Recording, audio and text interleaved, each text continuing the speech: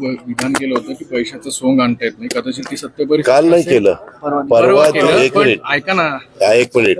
परवा दिवशी अनेक लोक तिथं जमलेले होते, तिथले अनेक प्रकारचे प्रश्न होते, ते मी सगळे ऐकत होतो.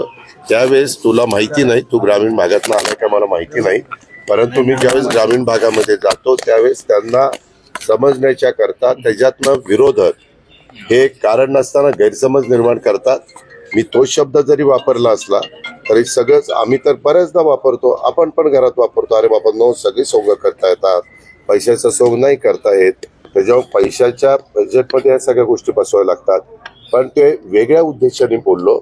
अशा प्रकारचे नैसर्गिक संकट येतात त्यावेळेस राज्य सरकार ताकदीनं अडकलेल्या अडचणीमध्ये असणाऱ्या शेतकऱ्यांच्या पाठीशी, तिथल्या नागरिकांच्या, तिथल्या ग्रामस्थांच्या, तिथल्या मायमाऊलींच्या पाठीशी उभं राहत असतं आणि ते उभं राहणार. आम्ही राहतोय अशा प्रकारचा विश्वास ते त्यांना दिला.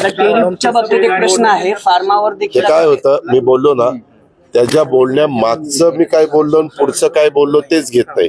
ते तेवढंच घेतात की सगळी सोंग करता येतात, पैशाचं सोंग आणतात. अरे पण त्याच्या आधीचं काय बोललो आणि पुढचं काय बोललं बघा ना. ह्या ज्या काही संकट, उलट माझ्या 2-2.5 दिवसाचा दौरा इतका व्यवस्थित त्या ठिकाणी झाला, सगळ्यांचं मी नीट समजून घेतलं. कुठंही त्या बाबतीमध्ये आता तुमच्या पत्रकारांनी सकाळी मी 6ला सुरुवात करायचो ना, आल्याला दांडकं पुढे धरायचे, दादा बोला. अरे मी म्हणलं थांब ना बाबा, लोकांच्याकडे जाऊ दे. आणि मग ते तसं म्हणलं ना की हा दादा चिडले, दादा असं झालं. अरे कशाचं चिडलं? एक तर जो सगळ्यात जास्त काम करतो त्याला चिडलं बिडलं त्यालाच तुम्ही टार्गेट करता. तुमचा सत्कारच केला पाहिजे. टेरिफच्या बाबतीत एक प्रश्न आहे, तुमचा म्हणजे जे चॅनल अशा चुकीच्या पद्धतीने दाखवतात ते